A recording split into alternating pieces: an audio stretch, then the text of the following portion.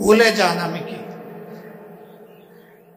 যদি আমার পরিচয় আপনার মাথায় থাকে, আপনি অতিরিক্ত স্নায়ুর চাপে ভুগবেন। আপনি এখন থেকে মনে করবেন আমি একজন অতি সাধারণ রোগী। আরো 10 জনকে আপনি যেভাবে হ্যান্ডেল করেন, অপারেশন টেবিলে নিয়ে যেভাবে আপনি কাজ করেন, আমার ক্ষেত্রেও কোনো ব্যতিক্রম না করে সেইভাবে করবেন, এটি আমার অনুরোধ। উনি অর্ধগালে একটা মুচকি হাসি দিয়ে বললেন, আপনি বললেই কি আমরা ভুলে যেতে পারবো? তবে আপনি যেহেতু অনুরোধ করেছেন, চেষ্টা করুন।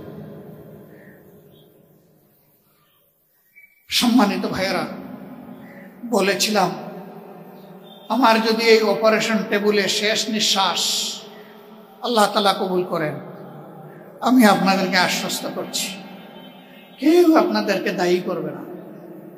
কারণ মেন্টাল মেকআপ আমার প্রিয়জন আপনজনের আমি করেই এখানে এসেছি। তারা বুঝবে এতটুকুই আমার হায়াত, আলহামদুলিল্লাহ।